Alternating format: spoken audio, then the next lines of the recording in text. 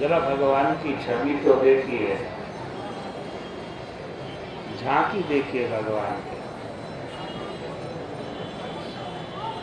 आपने ऐसा कहीं सुना है किसी मजहब में, किसी धर्म में, कि भगवान को सेवक बन जाए और भक्त मालिक बन जाए?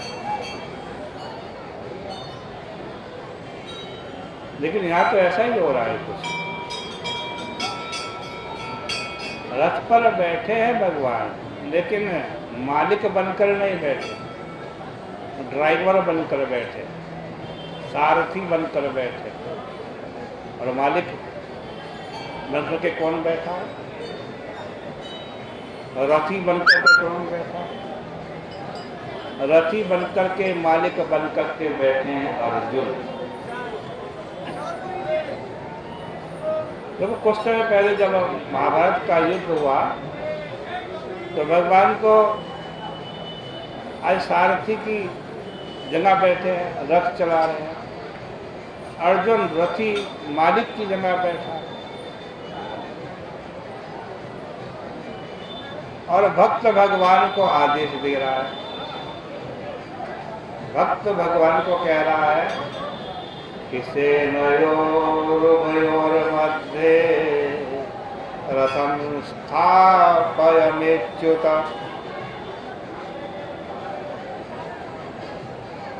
अर्जुन कह रहा है भगवान को, एक कृष्ण, दोनों सेनाओं के बीच में मेरा रथ खड़ा कर दो। भक्त आज्ञा दे रहा है, जो बंदा करके रहने वाले हमारी बॉडी और भगवान उसका पालन कर रहा है। आपके साथी हुक्म देने वाला नौकर और उसको मान करके काम करने वाला मालिक। ऐसा इस पर केवल हमारे वैदिक धर्म में, केवल हमारे सनातन धर्म है। हेलो, हमारे धर्म का भगवान, वैदिक धर्म का भगवान सेवक के रथ का संचालन करता है। दीपक सोनी जोधपुर के रहने वाले और भगवान सूचना कैंपस से पहुंचे, आपके साथी आपकी प्रतीक्षा करेगा। अपने सेवक की, अपने भक्त की आज्ञा का पालन करते हैं। तो सब लोग चले, बड़ी शोभा हुई। सबने पहुंच करके भीष्म जी को नमस्कार किया। भगवान श्री कृष्ण ने भी नमस्कार किया। और वहाँ पर बड़े बड़े लोग आए हुए थे। वशिष्ठ जी थे, इंद्र प्रमद थे, बादरायण व्यास आदि बड़े बड़े ऋषि महर्षि भी आ गए।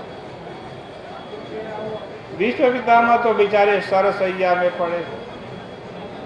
मन में तो इच्छा हो रही थी सब ऋषि मुनियों का पूजन करूं, लेकिन उठ ही नहीं सकते थे। तो मन से ही सबकी पूजा की।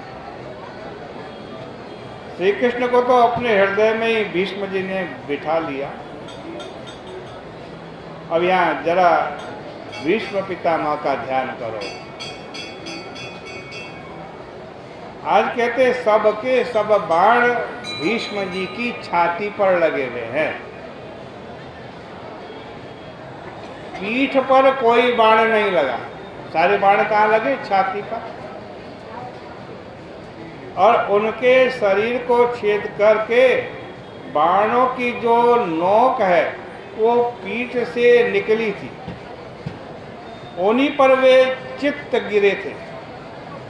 सारे बाण धरती पर गिरते समय बराबर बराबर हो गए और ये बाण ही उनकी शैया बन गए, जिन पर भीष्म पितामह का शरीर अटका हुआ।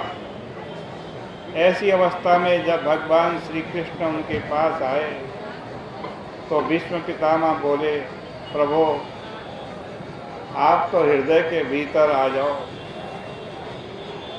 अन्य सबको बाहर रहने दो। उन्होंने भगवान की मानसिक पूजा की।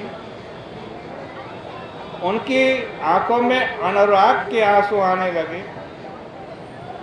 वो युधिष्ठिर को संबोधित करते हुए बोले कि तुम लोग जो क्लेश पूर्वक जीवन व्यतीत करते रहे हो, उसके लिए मुझे बड़ा दुख है। तुम्हारे लिए कुंती ने कितने कष्ट सहन किए। यहाँ युधिष्ठिर राजा हो, भीमसेन गदापाणी हो, अर्जुन गांडीवधारी हो और परामर्शदाता स्वयं श्री कृष्ण हो, वहां भी ऐसा दुख आया। तो भाई ये तो सब काल की लीला है। काल के सामने